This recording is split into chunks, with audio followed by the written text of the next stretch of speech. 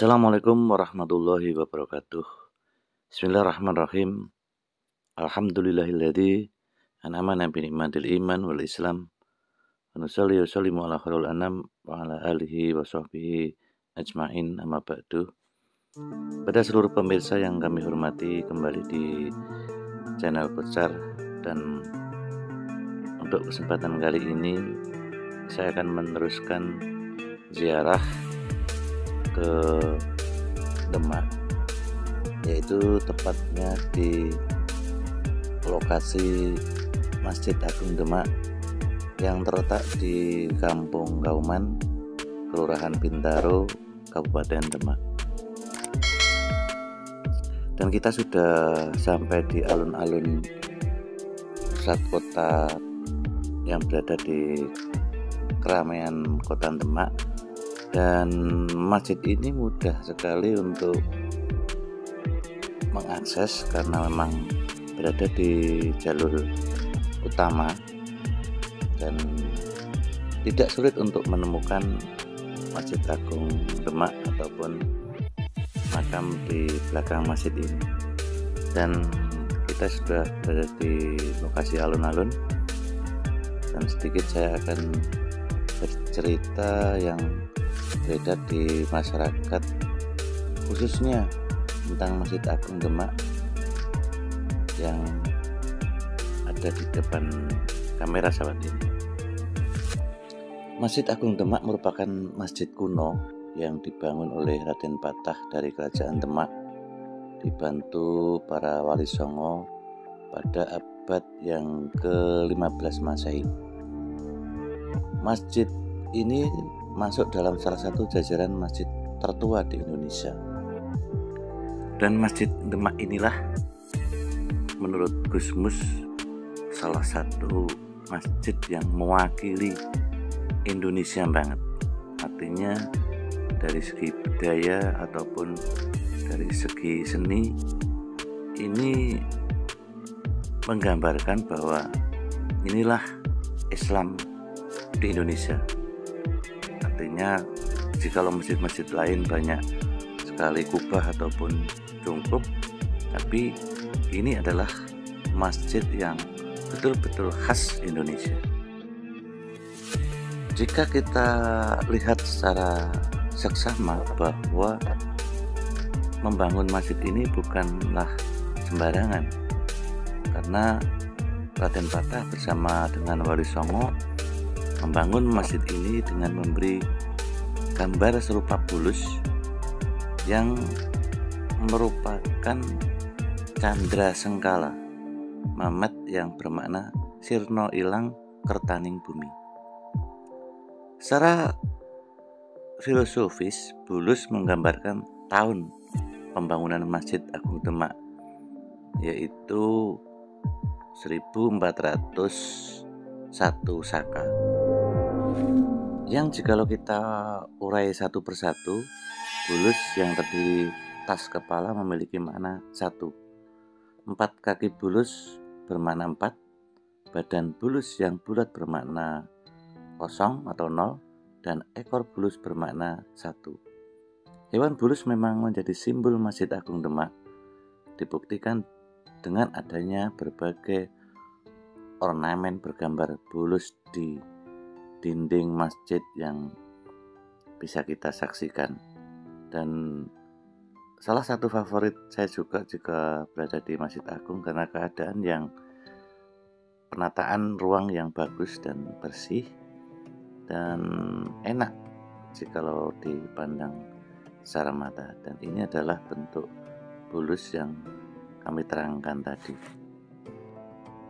Seperti yang saya katakan di awal, bahwa dari sisi arsitektur, Masjid Agung Demak adalah simbol arsitektur tradisional khas Indonesia, yang khas serta syarat makna, tetapi sederhana namun terkesan megah, anggun, indah, dan sangat berkarismatik.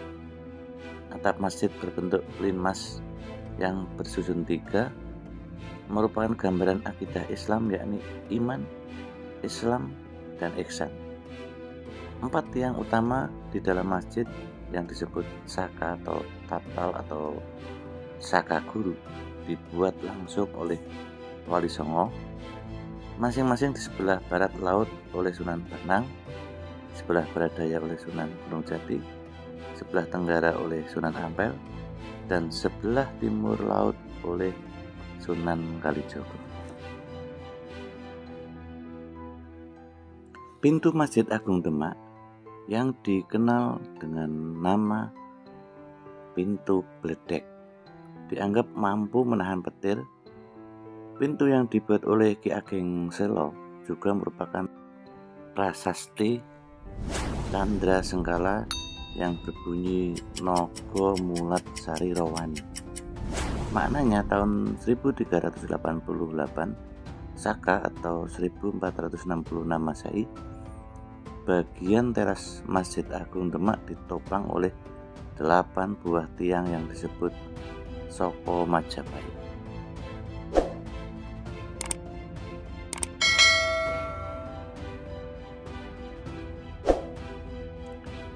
Sebagai informasi pada ziarah kali ini bahwa pemakaman di Masjid Agung Demak ini sudah dibuka hampir kurang lebih seminggu yang lalu, dan sekarang para peziarah bisa ziarah seperti biasa, tapi dengan syarat tetap memakai protokol kesehatan dengan cara cuci tangan, kemudian memakai masker dan jaga jarak. Maka dari itu, bagi para peziarah yang sudah lama ingin mengunjungi ke Masjid Demak ini bisa dan sudah dibuka. Assalamualaikum warahmatullahi wabarakatuh. Hamidallah tabaraka wa ta'ala an kulli sahabat Rasulullah sallallahu alaihi wa sahbihi ajma'in, amma ba'du. Pada seluruh pemirsa yang kami hormati, kembali di channel Kustar, dan pada kesempatan kali ini saya berada di makam dan Masjid Demak atau makamnya Raden Patah dan Sunan Trenggono. Dan untuk lebih lengkapnya nanti bisa kisah dan videonya berada di video berikut, dan mari kita simak bersama-sama.